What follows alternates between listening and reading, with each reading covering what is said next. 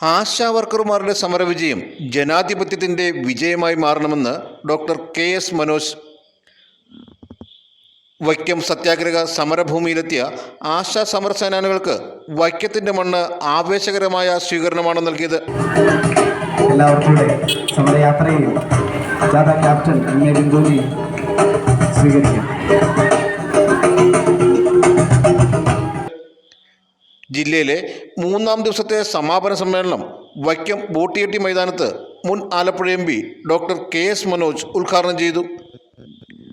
രോഗലക്ഷണങ്ങളുണ്ടോ എന്ന് നോക്കാൻ വേണ്ടി വന്നിരിക്കുകയാണ്. രാത്രിയൊന്നും പകലൊന്നും വ്യത്യാസമില്ലാതെ. പലപ്പോഴും പറയും ഇവര് വോളണ്ടിയറാണ്, സന്നദ്ധ പ്രവർത്തകരാണ്, അവരുടെ ജോലി വളരെ കുറവാണെന്നൊക്കെ പലപ്പോഴും പലരും പറയാറുണ്ട്. പക്ഷേ ഒരു ആശാപ്രവർത്തകരുടെ പ്രവർത്തനം എന്ന് പറയുന്നത് 24x7 എന്നുള്ള വിധത്തിലാണ് ഒരു ആശാപ്രവർത്തകർ പ്രവർത്തിക്കുന്നത്.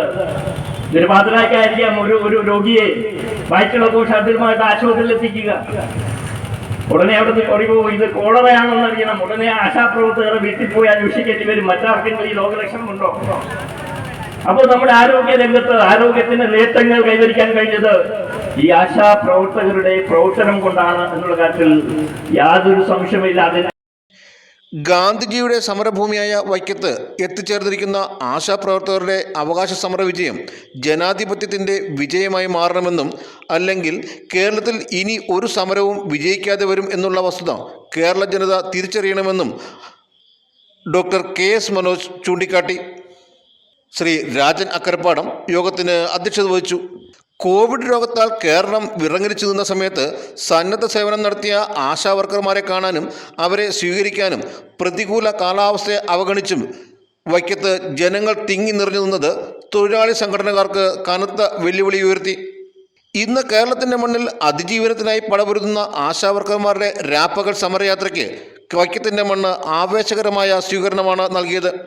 യോഗത്തിൽ നഗരസഭാ ചെയർപേഴ്സൺ ശ്രീമതി പ്രീത രാജേഷ്, KPMS സംസ്ഥാന treasurer advocate A Saneesh Kumar, panchayat പ്രസിഡന്റുമാരായ KR Shailakumar, Ramesh P Das, PT Subhash, MK Shibu, Preeja K Sasi, Mahesh CM, M Dasappan തുടങ്ങിയവർ നേതൃത്വം നൽകി.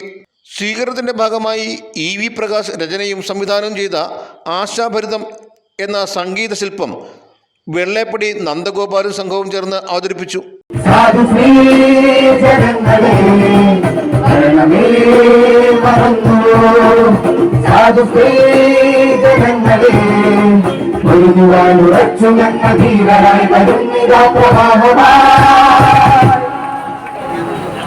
എല്ലാവർക്കും ഒരുമിച്ച് പാടാം.